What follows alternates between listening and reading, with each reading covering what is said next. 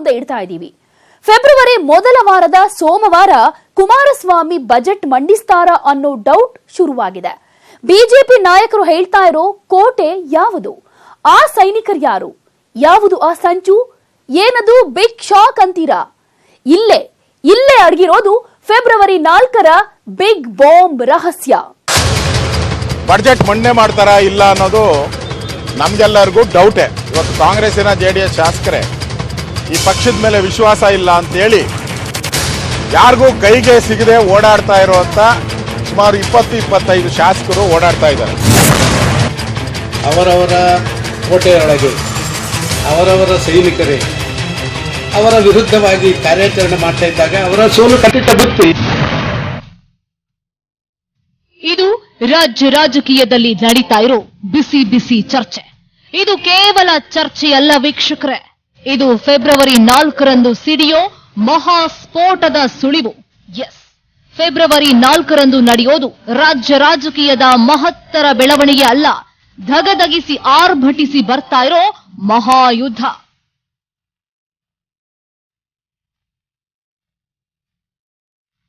BJP ದೋಸ್ತಿ ಸರ್ಕಾರಕ್ಕೆ ಕೆಡ್ಡ ತೋಡ್ತಾ ಇರೋದು ಹೊಸದೇನಲ್ಲ. ಸರ್ಕಾರದ ಅಸ್ಥಿರಕ್ಕೆ ಬಿಜೆಪಿ ಒಂದಲ್ಲ ಒಂದು ತೆರೆಮರೆ ಆಟ ನಡೆಸಿ ಒಂದಲ್ಲ ಒಂದು ಬಾಣಗಳನ್ನ ಹೂಡ್ತಲೇ ಬಂದಿದೆ. ಅದರಿಂದ ತಪ್ಪಿಸಿಕೊಳ್ಳೋದಕ್ಕೆ ದೋಸ್ತಿ ಸರ್ಕಾರ ಕೂಡ ಪ್ರತಿತಂತ್ರ ನಡೆಸ್ತಲೇ ಬಂದಿದೆ. ಆದ್ರೆ ಈಗ ಬಜೆಟ್ ದಿನ ಸಿಡಿತಾ ಇರೋ ಹೊಸ ಅಸ್ತ್ರ ಇದೆಯಲ್ಲ, ಅದು ಅಂತಿಂತ ಅಸ್ತ್ರವಲ್ಲ, ಬ್ರಹ್ಮಾಸ್ತ್ರ.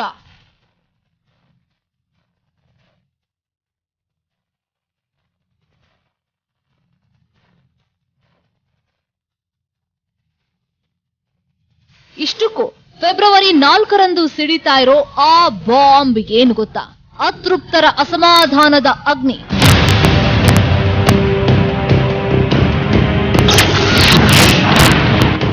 ನೋಟಿಸ್ಗೆ ಕ್ಯಾರೆ ಅಂತಿಲ್ಲ ಅತೃಪ್ತರು. ಹಾಗಾದ್ರೆ ಅತೃಪ್ತರ ಮುಂದಿನ ನಿಲುವೇನು?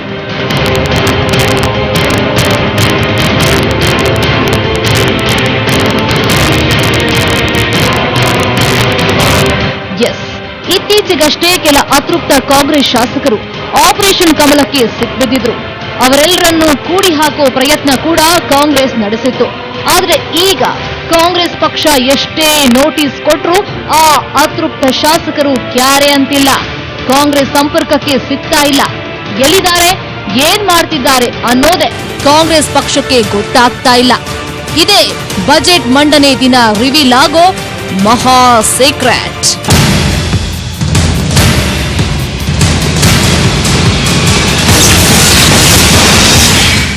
ಒಂದು ತಿಂಗಳಿನಿಂದ ಕೈಗೆ ಸಿಕ್ತಿಲ್ವಾ ಅತೃಪ್ತರು? ಅತೃಪ್ತರಿಂದ ಸಿಡಿಯುತ್ತಾ ಫೆಬ್ರವರಿ 4ರ ಬಾಂಬ್. ಸಂಪರ್ಕಕ್ಕೆ ಸಿಗದ ಅತೃಪ್ತ ಶಾಸಕರು ಎಲ್ಲಿದ್ದಾರೆ ಅನ್ನೋ ಅನುಮಾನಕ್ಕೆ ಕಾಂಗ್ರೆಸ್ ತನ್ನದೇ ರೀತಿಯಲ್ಲಿ ಉತ್ತರಿಸ್ತಾ ಬಂದಿದೆ. ಅತೃಪ್ತರೆಲ್ಲ ಬಿಜೆಪಿ ಕಪಿಮುಷ್ಟಿಯಲ್ಲಿದ್ದಾರಂತೆ. ಬಿಜೆಪಿ ಸಂಪರ್ಕದಲ್ಲಿದ್ದು ಬಜೆಟ್ ಅಧಿವೇಶನ ನಡೆಯೋ ಟೈಮ್ಗೆ ಹೊಸ ಬಾಂಬ್ ಸಿಡಿಸೋ ಪ್ಲಾನ್ ನಡೆಸ್ತಾ ಇದ್ದಾರಂತೆ. ಅತೃಪ್ತರ ಆಟ ಆಪರೇಷನ್ ಕಾಟಕ್ಕೆ ದೋಸ್ತಿ ಸರ್ಕಾರ ಅದುರಿ ಅಲ್ಲಾಡ್ತಿದೆ ಎನ್ನಲಾಗ್ತಾ ಇದೆ.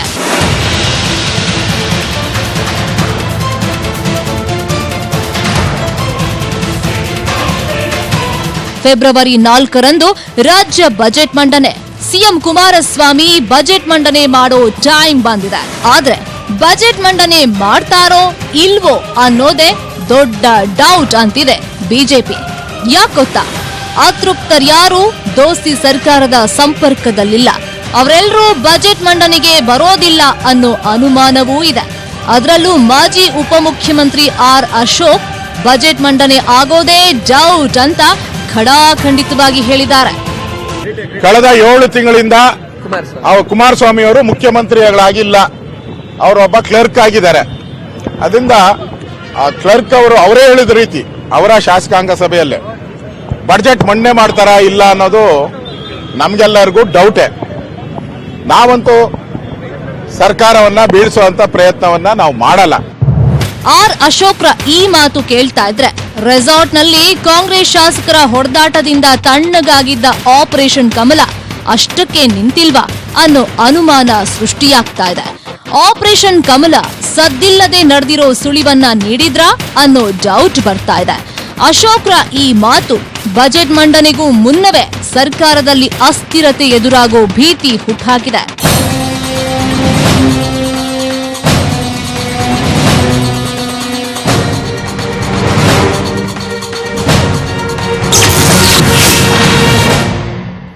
ರಿಂದ 25 ಅತೃಪ್ತ ಶಾಸಕರು ಸಂಪರ್ಕಕ್ಕೆ ಸಿಗ್ತಾ ಇಲ್ವಾ? ಅಲ್ಲಿನ ಶಾಸಕರೇ, ಇವತ್ತು ಕಾಂಗ್ರೆಸ್ಸಿನ ಜೆಡಿಎಸ್ ಶಾಸಕರೇ ಈ ಪಕ್ಷದ ಮೇಲೆ ವಿಶ್ವಾಸ ಇಲ್ಲ ಅಂತೇಳಿ ಯಾರಿಗೂ ಕೈಗೆ ಸಿಗದೆ ಓಡಾಡ್ತಾ ಇರುವಂತ ಸುಮಾರು 20-25 ಶಾಸಕರು ಓಡಾಡ್ತಾ ಇದ್ದಾರೆ. ಕುಮಾರಸ್ವಾಮಿ ಬಜೆಟ್ ಮಂಡಿಸೋದು ಡೌಟಾ? ಅವರ ಶಾಸಕಾಂಗ ಸಭೆಯಲ್ಲೇ ಬಜೆಟ್ ಮಂಡನೆ ಮಾಡ್ತಾರಾ ಇಲ್ಲ ಅನ್ನೋದು ನಮ್ಗೆಲ್ಲರಿಗೂ ಡೌಟೇ. ಕೇಳಿದ್ರಲ್ಲ, ಬಿಜೆಪಿ ನಾಯಕ ಅಶೋಕ್ ಹೇಳಿದ್ದನ್ನ. ಒಂದ್ ವೇಳೆ 20ಕ್ಕೂ ಹೆಚ್ಚು ಶಾಸಕರು ಸರ್ಕಾರದ ಸಂಪರ್ಕಕ್ಕೆ ಸಿಗದೆ ಓಡಾಡ್ತಿದ್ದಾರೆ ಅನ್ನೋದೇ ಆದ್ರೆ ಬಜೆಟ್ ದಿನ ನಡೆಯೋದೇನು? ಶಾಸಕರ ಹಾಜರಾತಿ ಇಲ್ಲದೆ ಸಿಎಂ ಕುಮಾರಸ್ವಾಮಿ ಬಜೆಟ್ ಮಂಡನೆ ಮಾಡೋದಾದ್ರೂ ಹೇಗೆ? ಹಾಗಾಗಿ ನಿಗದಿತ ಸಮಯಕ್ಕಂತೂ ಕುಮಾರಸ್ವಾಮಿ ಬಜೆಟ್ ನಡೆಯೋಲ್ಲ ಅಂತಿದ್ದಾರೆ ಬಿಜೆಪಿ ನಾಯಕರು.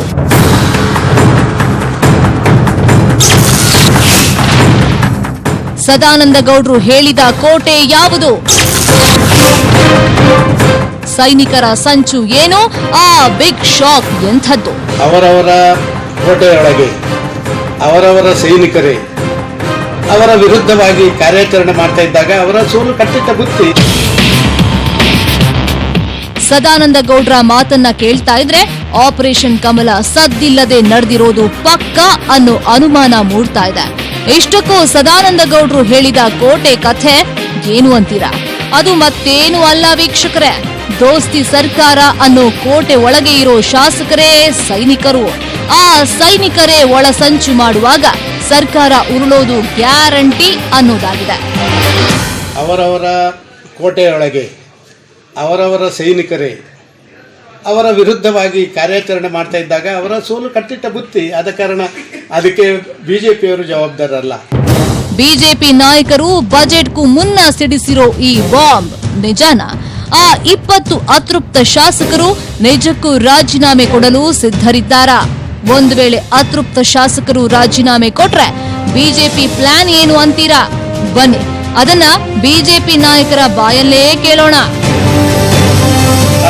ಕಾಂಗ್ರೆಸ್ನ ಶಾಸಕರು ಇವತ್ತು ಕುಮಾರಸ್ವಾಮಿ ಅವರಿಗೆ ಬೆಂಬಲ ಮಾಡದಿದ್ರೆ ನಾವೇ ಸರ್ಕಾರ ರಚನೆ ಮಾಡಲಿಕ್ಕೂ ಕೂಡ ತಯಾರಿದ್ದೇವೆ ಅಂತ ಹೇಳುವಂತ ಮಾತು. ಇರುವಂತ ವಿರೋಧದಿಂದ ಅವ್ರ್ಯಾರು ಇವ್ರ ಕೈಗೆ ಸಿಗ್ತಾ ಇಲ್ಲ.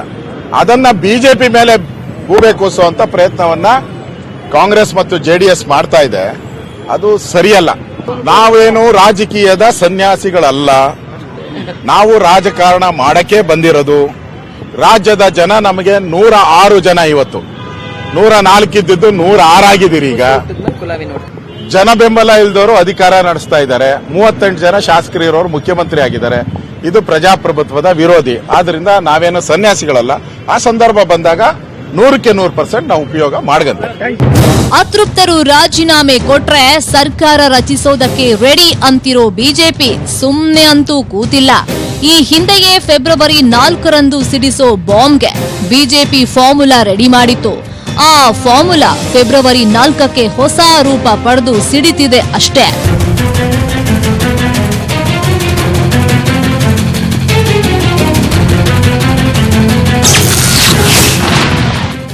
ಇಷ್ಟಕ್ಕೂ ಯಾವುದು ಗೊತ್ತಾ ಬಿಜೆಪಿ ಫಾರ್ಮುಲಾ? ಬಜೆಟ್ ದಿನ ಜಾರಿಯಾಗುತ್ತಾ ಬಿಜೆಪಿಯ ಪ್ಲಾನ್ ಬಿ. ಬಿಜೆಪಿ ಕಾಂಗ್ರೆಸ್ನ 18 ಶಾಸಕರನ್ನ ಸೆಳೆಯೋ ಪ್ಲಾನ್ ಮಾಡಿದ್ದು ಗೊತ್ತಿದೆ. 18 ಶಾಸಕರನ್ನ ರಾಜೀನಾಮೆ ಕೊಡಿಸಿ ಸರ್ಕಾರವನ್ನ ಅಲ್ಪಮತಕ್ಕೆ ದೂಡುವ ಪ್ಲಾನ್ ಅದಾಗಿತ್ತು. ಆದ್ರೆ ಆ ಪ್ಲಾನ್ಗೆ ಯಶಸ್ಸು ಸಿಕ್ಕಿರಲಿಲ್ಲ. ಹಾಗಾಗಿ ಬಿಜೆಪಿ ಮತ್ತೊಂದು ಪ್ಲಾನ್ ಮಾಡಿತು. ಅದೇ ಪ್ಲಾನ್ ಬಿ. ಬಜೆಟ್ ಮಂಡನೆ ಮುನ್ನ ಈ ಪ್ಲಾನ್ ಬಿ ಯನ್ನ ಜಾರಿಗೆ ತರುವ ಪ್ರಯತ್ನದಲ್ಲಿ ಬಿಜೆಪಿ ಇದೆಯಂತೆ. ಆ ಪ್ಲಾನ್ ಏನು ಅಂದ್ರೆ, ಬಜೆಟ್ ಮಂಡನೆ ವೇಳೆ ಅತೃಪ್ತರು ಹಾಜರಾಗದೆ ಹೋದ್ರೆ ಬಿಜೆಪಿ ಸರ್ಕಾರದ ವಿರುದ್ಧ ಅವಿಶ್ವಾಸ ನಿರ್ಣಯ ತರಬಹುದು. ಇದಕ್ಕೆ ಸ್ಪೀಕರ್ ಕೂಡ ಆಸ್ಪದ ಕೊಡದೇ ಇದ್ರೆ ಸ್ಪೀಕರ್ ಬಗ್ಗೆಯೇ ಅವಿಶ್ವಾಸ ಮಂಡಿಸಬಹುದು. ಆಗ 8 ರಿಂದ 12 ಕಾಂಗ್ರೆಸ್ ಶಾಸಕರು ವಿಧಾನಸಭೆಯಿಂದ ಹೊರ ಉಳಿಯೋ ಸಾಧ್ಯತೆ ಇದೆ. ಆಗ ನಿರ್ಣಯವನ್ನ ಗೆದ್ದು ಬೀಗಬಹುದು ಅನ್ನೋದೇ ಬಿಜೆಪಿಯ ಪ್ಲಾನ್.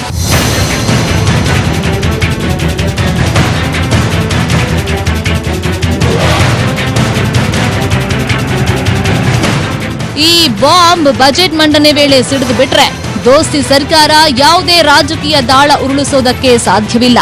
ಸಂವಿಧಾನ ಬಿಕ್ಕಟ್ಟಿನಿಂದಾಗಿ ರಾಜ್ಯಪಾಲರ ಆಳ್ವಿಕೆ ಬರುತ್ತೆ. ಇದೇ ಬಿಜೆಪಿಯ ಹೊಸ ಅಸ್ತ್ರ.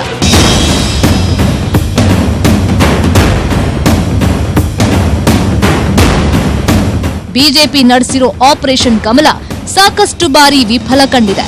ಆದ್ರೆ ಈ ಬಾರಿ ನಡೆಸಿರೋ ಆಪರೇಷನ್ ಅವಿಶ್ವಾಸದ ಸಕ್ಸಸ್ ಸುಳಿವನ್ನ ಬಜೆಟ್ಗೂ ಮುನ್ನವೇ ನೀಡಿದೆ.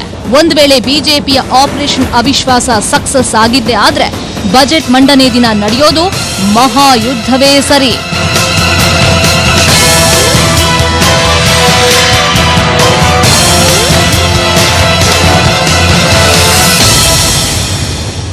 ಇಷ್ಟಕ್ಕೂ ಆಪರೇಷನ್ ಅವಿಶ್ವಾಸದ ಹಿಂದೆ ಫೆಬ್ರವರಿ 4ರ ಬಾಂಬ್ ರೆಡಿಯಾದುದರ ಹಿಂದೆ ಇರೋದು ಯಾರು ಗೊತ್ತಾ?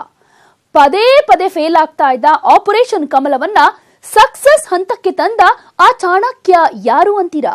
ಬಿಜೆಪಿ ಸೈಲೆಂಟ್ ಆಗಿ ಆಪರೇಷನ್ ಕಮಲವನ್ನ ನಡೆಸಿದೆ ಅಂದ್ರೆ ಅದಕ್ಕೆ ಕಾರಣ ಬೇರ್ಯಾರು ಅಲ್ಲ, ಬಿಜೆಪಿ ಪಕ್ಷದ ಮಾಸ್ಟರ್ ಮೈಂಡ್. ಇಷ್ಟಕ್ಕೂ ದೋಸ್ತಿ ಸರ್ಕಾರ ಉರುಳಿಸೋದಕ್ಕೆ ಸೈಲೆಂಟ್ ರಣತಂತ್ರ ಹೆಣೆದಿದ್ದು ಯಾರು ಅಂತೀರಾ? ಈ ಸ್ಟೋರಿ ನೋಡಿ. ಫೆಬ್ರವರಿ 4ರ ಬಾಂಬ್ ಹಿಂದಿದೆ ಮಾಸ್ಟರ್ ಪ್ಲಾನ್. ಮುಂಬೈನಲ್ಲೇ ರೆಡಿಯಾಗಿದ್ದ ಫೆಬ್ರವರಿ 4ರ ಬಾಂಬ್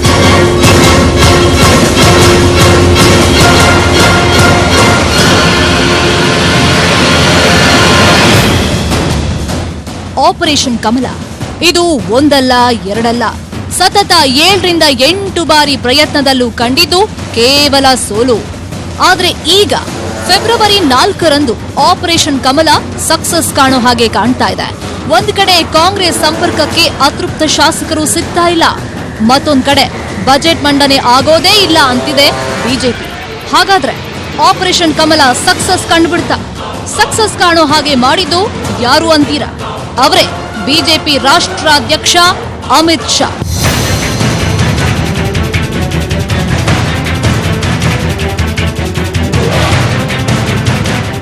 ಎಸ್, ಆಪರೇಷನ್ ಕಮಲದ ಹೊಣೆಯನ್ನ ರಾಜ್ಯ ಬಿಜೆಪಿ ನಾಯಕರಿಗೆ ವಹಿಸಲಾಗಿತ್ತು. ಯಾವಾಗ ಅದು ಪದೇ ಪದೇ ಫೇಲ್ ಆಗ್ತಾ ಬಂತು, ಈ ವಿಚಾರವನ್ನ ರಾಷ್ಟ್ರ ಬಿಜೆಪಿ ಸೀರಿಯಸ್ ಆಗಿ ತಗೊಳ್ಳೋದಕ್ಕೆ ಶುರು ಮಾಡ್ತು. ಡೈರೆಕ್ಟ್ ಆಗಿ ಬಿಜೆಪಿ ರಾಷ್ಟ್ರಾಧ್ಯಕ್ಷ ಅಮಿತ್ ಶಾ ಆಪರೇಷನ್ ಕಮಲಕ್ಕೆ ಪ್ಲಾನ್ ರೂಪಿಸಿಕೊಟ್ರು. ಅದುವೇ ರೆಸಾರ್ಟ್ ರಾಜಕಾರಣ.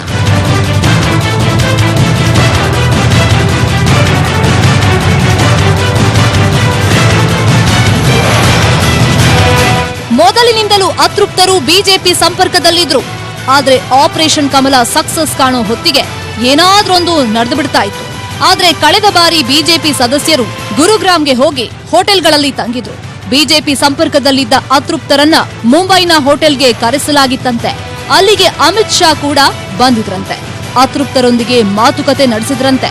ಆದ್ರೆ ಅಷ್ಟರಲ್ಲಿ ಆಪರೇಷನ್ ಕಮಲದ ತಂತ್ರಕ್ಕೆ ದೋಸ್ತಿ ಸರ್ಕಾರ ರೆಸಾರ್ಟ್ ರಾಜಕಾರಣ ಅನ್ನೋ ಪ್ರತಿತಂತ್ರ ಹೂಡ್ತು. ಇದರ ನಡುವೆ ಅತೃಪ್ತರ ಹೊಡೆದಾಟ ನಡೆದು ಆಪರೇಷನ್ ಕಮಲ ತಣ್ಣಗಾಯಿತು.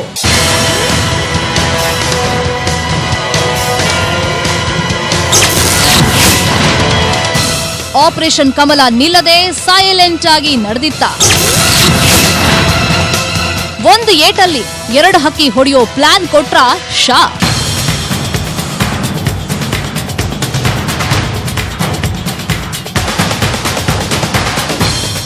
ಸಮ್ಮಿಶ್ರ ಸರ್ಕಾರವನ್ನ ಉರುಳಿಸಲೇಬೇಕು ಅನ್ನೋದನ್ನ ಅಮಿತ್ ಶಾ ಬಹಳ ಸೀರಿಯಸ್ ಆಗಿ ತಗೊಂಡಿದ್ರು.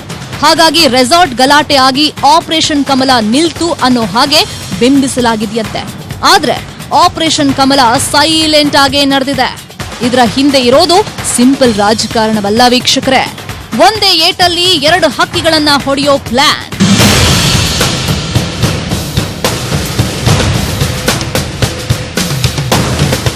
ಆ ಪ್ಲಾನ್ ಏನು ಅಂತೀರಾ? ಆಪರೇಷನ್ ಕಮಲ ಸಕ್ಸಸ್ ಕಂಡ್ರೆ ರಾಜ್ಯದಲ್ಲಿ ಬಿಜೆಪಿ ಅಧಿಕಾರ ಹಿಡಿಯುತ್ತೆ ಅನ್ನೋದು ಒಂದಾದ್ರೆ, ಲೋಕಸಭೆಗೂ ಮುನ್ನ ದೋಸ್ತಿ ಸರ್ಕಾರ ಉರುಳಿದ್ರೆ ಲೋಕಸಭೆ ಎಲೆಕ್ಷನ್ ನಲ್ಲಿ ಎನ್ಡಿಎ ಗೆಲ್ಲೋದಕ್ಕೆ ಪ್ಲಸ್ ಆಗಲಿದೆ ಅನ್ನೋದು ಮತ್ತೊಂದು. ಒಂದು ವೇಳೆ ಸಮ್ಮಿಶ್ರ ಸರ್ಕಾರ ಅಧಿಕಾರದಲ್ಲಿದ್ರೆ ಲೋಕಸಭೆಯಲ್ಲಿ ಹಿನ್ನಡೆಯಾಗೋ ಚಾನ್ಸ್ ಹೆಚ್ಚು ಅನ್ನೋದು ಅಮಿತ್ ಶಾ ಲೆಕ್ಕಾಚಾರ.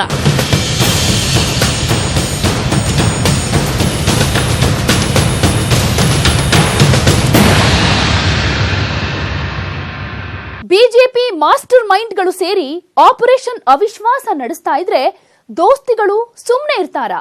ಖಂಡಿತ ಇಲ್ಲ. ಈಗಾಗಲೇ ದೋಸ್ತಿ ಸರ್ಕಾರದ ಮಾಸ್ಟರ್ ಸ್ಟ್ರೋಕ್ ಕೂಡ ರೆಡಿ ಆಗಿದೆಯಂತೆ. ಅದೇನು ಅನ್ನೋದನ್ನ ಹೇಳ್ತೀವಿ. ದೋಸ್ತಿ ಸರ್ಕಾರಕ್ಕೆ ಅತೃಪ್ತರ ಸಂಪರ್ಕ ಸಿಗದೇ ಇರಬಹುದು, ಆದ್ರೆ ಬಿಜೆಪಿ ಹೂಡಿರೋ ರಣತಂತ್ರಕ್ಕೆ ಪ್ರತಿತಂತ್ರ ಹೆಣೆಯೋ ಮಾಸ್ಟರ್ ಮೈಂಡ್ಗಳು ಸಮ್ಮಿಶ್ರ ಸರ್ಕಾರದಲ್ಲೂ ಇವೆ. ದೋಸ್ತಿ ಸರ್ಕಾರದಲ್ಲಿರೋ ಮೂವರ ಕಣ್ತಪ್ಪಿಸಿ ಬಿಜೆಪಿ ಬಾಂಬ್ ಸಿಡಿಯಲಿದ್ಯಾ? ಇಷ್ಟಕ್ಕೂ ದೋಸ್ತಿ ಸರ್ಕಾರದ ರಿವರ್ಸ್ ಪ್ಲಾನ್ ಏನು? ಯಾರು ಆ ಮೂವರು? ಇಲ್ಲಿದೆ ನೋಡಿ ಈ ಕುರಿತ ರಿಪೋರ್ಟ್. ದೋಸ್ತಿ ಸರ್ಕಾರದಲ್ಲಿ ಸಿದ್ಧಗೊಂಡಿದೆ ರಿವರ್ಸ್ ಪ್ಲಾನ್. ಟಗರು ಪವರು ರಾಜಕೀಯಕ್ಕೆ ಗುರುವೇ ಪಾಶುಪತಾಸ್ತ್ರ. ಎಸ್, ಬಿಜೆಪಿ ಆಪರೇಷನ್ ಕಮಲ ಮಾಡ್ತಾ ಇದ್ರೆ ನೋಡ್ಕೊಂಡು ಸುಮ್ಮನಿರುತ್ತಾ ದೋಸ್ತಿ ಸರ್ಕಾರ? No chance. ಅಮಿತ್ ಶಾ ಹೆಣದ ತಂತ್ರ ಏನೇ ಇರಲಿ, ಅದಕ್ಕೊಂದು ಪ್ರತಿತಂತ್ರ ಹೆಣದೇ ಇರ್ತಾರೆ ರಾಜಕೀಯ ಮುತ್ಸದ್ದಿ ದೇವೇಗೌಡರು.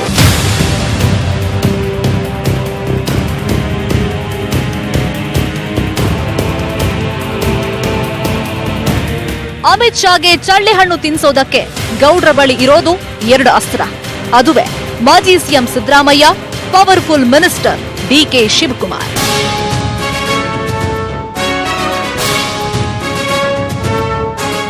ಎಸ್, ಸರ್ಕಾರ ರಚಿಸುವಾಗ್ಲೂ ಅತೃಪ್ತರನ್ನ ಲಾಸ್ಟ್ ಟೈಮ್ನಲ್ಲಿ ಕರ್ಕೊಂಡು ಬಂದಿದ್ದು ಇದೇ ಡಿಕೆಶಿ. ಅತೃಪ್ತರನ್ನ ಸಮಾಧಾನ ಪಡಿಸೋ ತಾಕತ್ತು ಇರೋದು ಇದೇ ಸಿದ್ದರಾಮಯ್ಯಗೆ. ಈಗ್ಲೂ ಇವರಿಬ್ಬರಿಂದಲೇ ದೇವೇಗೌಡರು ಮುಂಬರೋ ಆಪತ್ತನ್ನ ತಪ್ಪಿಸೋದಕ್ಕೆ ನೋಡಬಹುದು.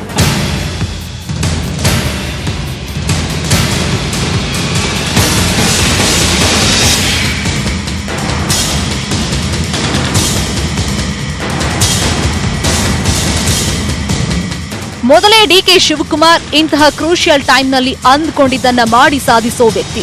ಇದುವರೆಗೂ ಬಿಜೆಪಿ 7-8 ಬಾರಿ ಆಪರೇಷನ್ ಕಮಲ ಮಾಡಿದಾಗ್ಲೂ ಅಡ್ಡಲಾಗಿ ನಿಂತ ಬಂಡೆಯೇ ಡಿಕೆಶಿ. ಅದರಲ್ಲೂ ಅತೃಪ್ತರಲ್ಲಿ ಕಾಂಗ್ರೆಸ್ ಶಾಸಕರೇ ಇರೋದ್ರಿಂದ ಮಾಜಿ ಸಿಎಂ ಸಿದ್ದರಾಮಯ್ಯ ಮಾತಿಗೆ ಬೆಲೆ ಕೊಡಲಿದ್ದಾರೆ ಎನ್ನಲಾಗ್ತಾ ಇದೆ. ಅವ್ರು ಹೇಳ್ದಂತೆ ಕೇಳ್ತಾರೆ ಅನ್ನೋ ನಂಬಿಕೆಯೂ ಇದೆ. ಇದು ಒಂದು ಪ್ಲಾನ್ ಆದ್ರೆ ಮತ್ತೊಂದು ಪ್ಲಾನ್ ಅನ್ನ ಗೌಡ್ರು ರೆಡಿ ಮಾಡಿದ್ದಾರೆ. ಅದೇ ವಿಪ್ ಜಾರಿ. ಸಂಪರ್ಕಕ್ಕೆ ಸಿಗದ ಅತೃಪ್ತರಿಗೆ ವಿಪ್ ಗಾಳ. ವಿಪ್ಗೆ ಹೆದರಿ ಹಾಜರಾಗ್ತಾರ ಅತೃಪ್ತರು?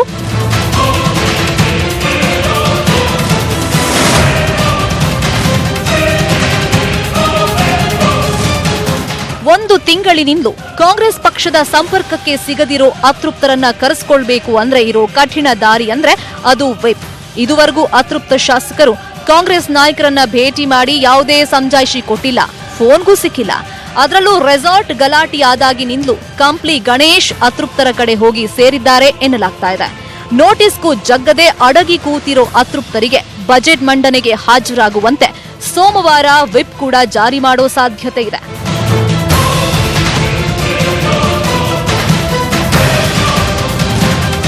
ಒಟ್ಟಾರೆ ಬಿಜೆಪಿ ಆಪರೇಷನ್ ಕಮಲ ಮಾಡಿದ್ಯೋ ಇಲ್ಲ ಕಾಂಗ್ರೆಸ್ ಪಕ್ಷವೇ ಬಿಜೆಪಿಗೆ ರಿವರ್ಸ್ ಆಪರೇಷನ್ ಮಾಡುತ್ತೋ ಗೊತ್ತಿಲ್ಲ.